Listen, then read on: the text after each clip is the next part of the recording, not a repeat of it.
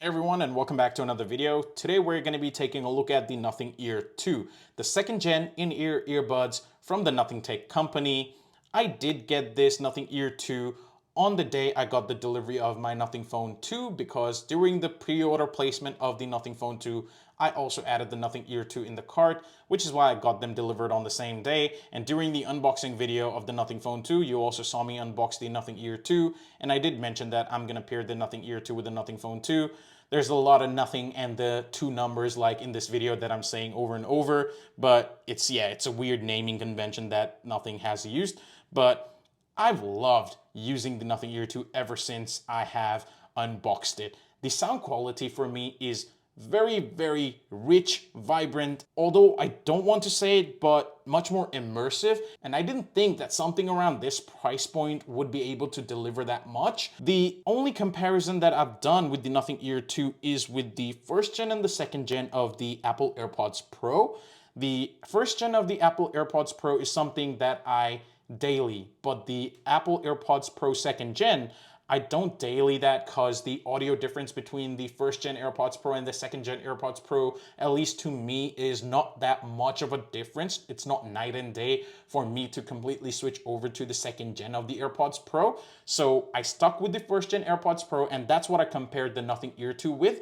And the sound quality is 100% better in the Nothing Ear 2 compared to the AirPods Pro first gen and also the second gen. I always am reaching to the Nothing Ear 2 if I need to listen to a podcast when I'm on the go, if I need to go out for a walk and I need to listen to music.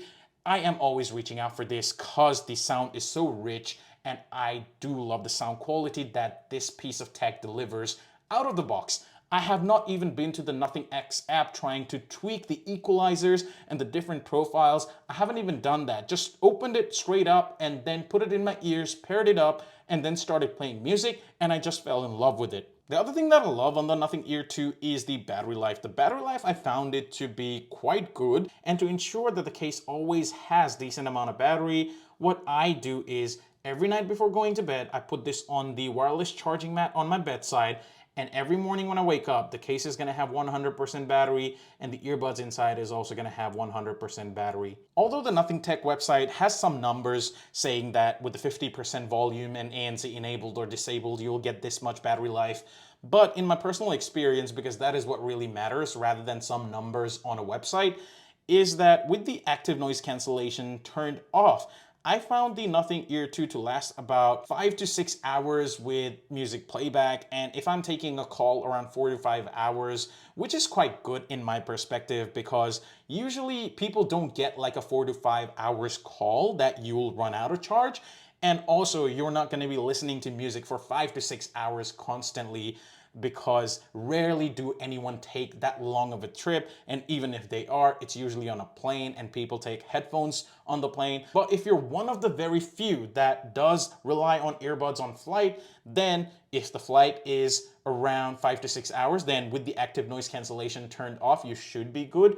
And you also have the case, so if the battery does run out, you can charge it with the case, so you should be good with that. With the active noise cancellation turned on, which is how I would like to use it, you get 3 to 4 hours of talk time, and with the music playback, you get about 4 to 5 hours of music playback, which is, again, quite a lot. The only time I'm listening to music from the earbuds is when I'm out on a walk or when I'm taking a public transport, and I rely on the earbuds. Usually that used to be my first gen AirPods Pro, but ever since getting the Nothing Ear 2, I've always relied on this. Last year, what I did hear about the Nothing Ear 1 was that the case, although was 100% charged and both of the earbuds were snugly put inside the case, one of the earbuds would always have a lower state of charge. For example, if your left earbud had, for example, 100% battery, then your right earbud would have maybe 15-20%.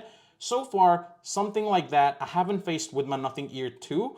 I hope I don't face that. Maybe Nothing has fixed that with the software update. If any of the existing users of the Nothing Ear 1 or the Nothing Ear 2 are still facing that issue, do let me know in the comments down below. Maybe the Nothing Ear 2 users not so much, but if that is still the case for Nothing Ear 1 users, then that's something that Nothing really needs to fix. Now let's talk about the price of the Nothing Ear 2. I paid around 219 Australian dollars for the Nothing Ear 2.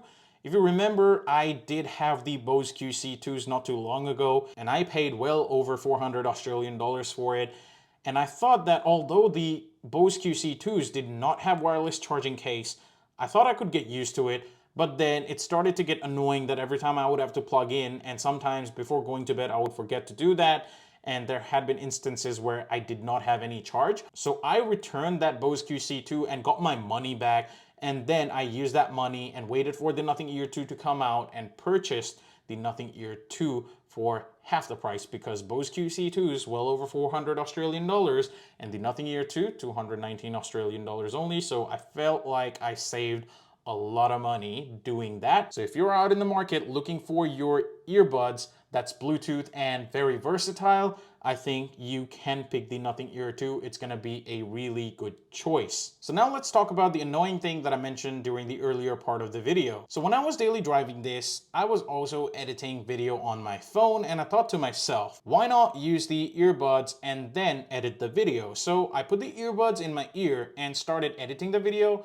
And then I noticed that every cut that I was making in the video, there was considerable amount of lag when trying to edit videos using this wireless earbuds. When I used my AirPods Pro, even the first gen, I did not have that issue, but with the Ear 2, I constantly had that issue. I thought it was maybe the phone that I'm using, so I switched from the Z Fold 4 to the Nothing Phone 2 to the Nothing Phone 1 to the Pixel 7. It was the earbud, and the lag was very massive, very massive.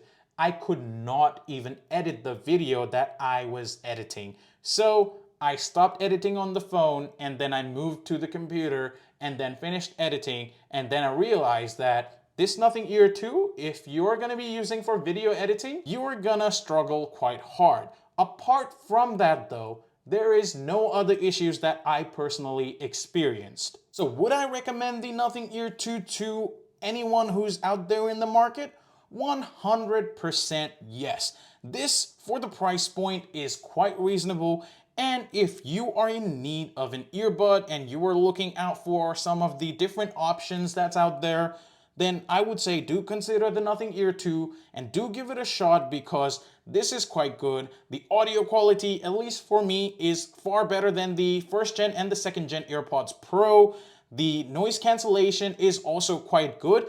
In terms of the noise cancellation though, it's not on par with the AirPods Pro, but it's not too far behind as well. The transparency mode as well, again, not on par with the AirPods Pro, but not too far behind. You will be quite happy with the Nothing Ear 2, so do give this a shot. With that being said, I'll leave the video here. Thank you for watching. I'll see you in the next one. Till then, peace.